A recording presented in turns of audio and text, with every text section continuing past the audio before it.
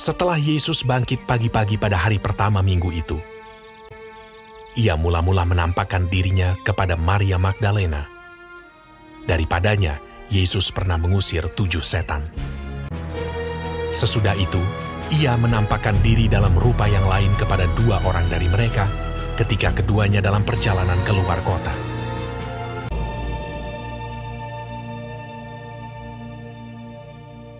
Akhirnya ia menampakkan diri kepada ke-11 orang itu ketika mereka sedang makan.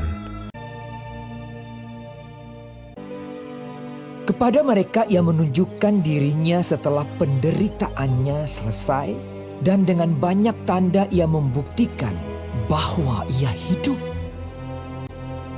Sebab selama 40 hari ia berulang-ulang menampakkan diri dan berbicara kepada mereka tentang kerajaan Allah. Dan ke-11 murid itu berangkat ke Galilea, ke bukit yang telah ditunjukkan Yesus kepada mereka. Yesus mendekati mereka dan berkata, "Kepadaku telah diberikan segala kuasa di sorga dan di bumi. Karena itu pergilah, jadikanlah semua bangsa muridku, dan baptislah mereka dalam nama Bapa dan Anak dan Roh Kudus. Dan ajarlah mereka melakukan segala sesuatu yang telah kuperintahkan kepadamu. Dan ketahuilah, aku menyertai kamu senantiasa sampai kepada akhir zaman." Sesudah ia mengatakan demikian, terangkatlah ia disaksikan oleh mereka, dan awan menutupnya dari pandangan mereka.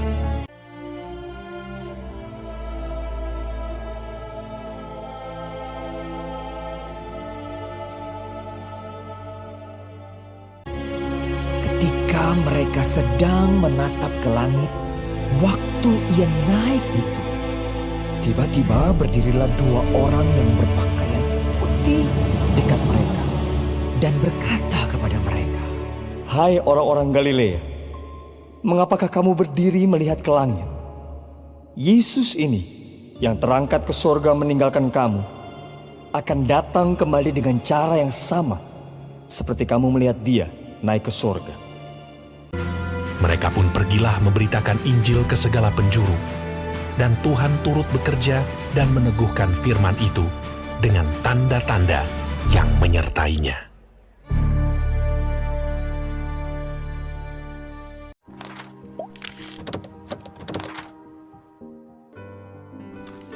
Selamat pagi anak-anak, bagaimana kabar kalian? Pagi hari ini kita akan mendengar firman Tuhan. Mari siapkan Alkitab kalian, kita mau dengar firman Tuhan. Kita mulai ibadah pagi ini.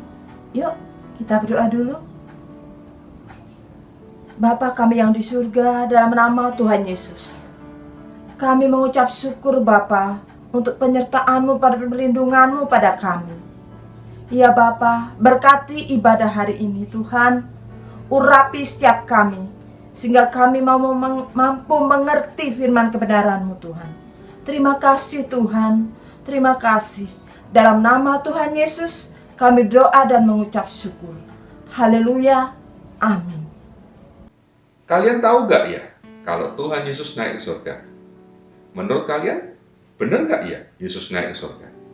Jangan-jangan bohong lagi. Terus, untuk apa Yesus naik ke surga ya?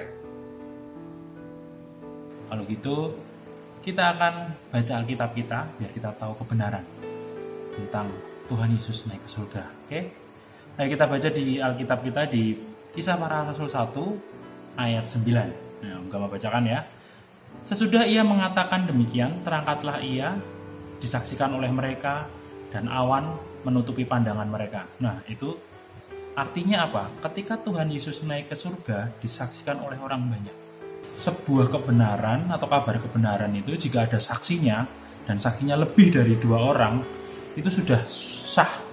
2 atau 3 orang menjadi saksi dan semuanya mengatakan hal yang sama, itu sah. Jadi artinya Tuhan Yesus benar-benar naik ke surga.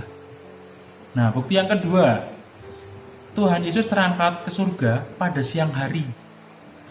Di Di situ kan di ayat 10 sampai 11 dikatakan bahwa awan yang menutupi. Jadi setelah Tuhan Yesus naik surga ditutupi oleh awan. Itu artinya terjadi pada siang hari.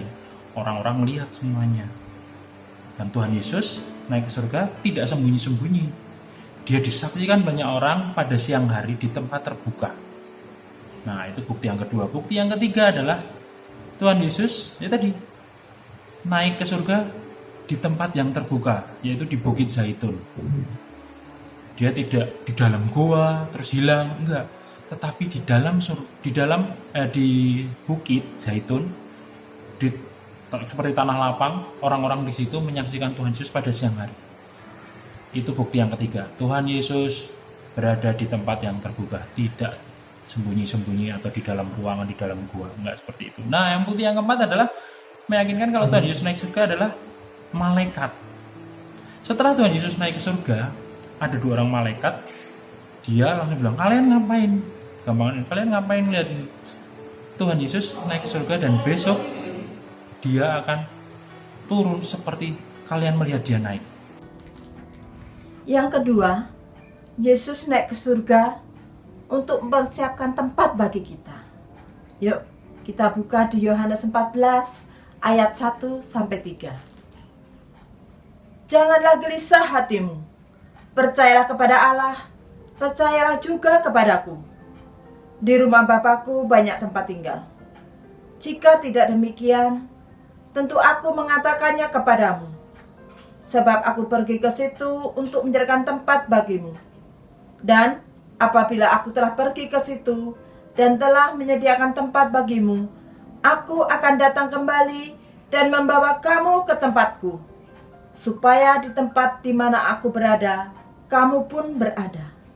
Nah, jadi Tuhan naik surga untuk menyediakan tempat bagi kita semua, bagi anak-anak Tuhan. Jadi, jangan takut.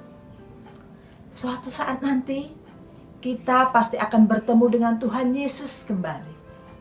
Atas kemurahan Tuhan, Om Yanto pernah menginjakkan kaki di tanah Israel.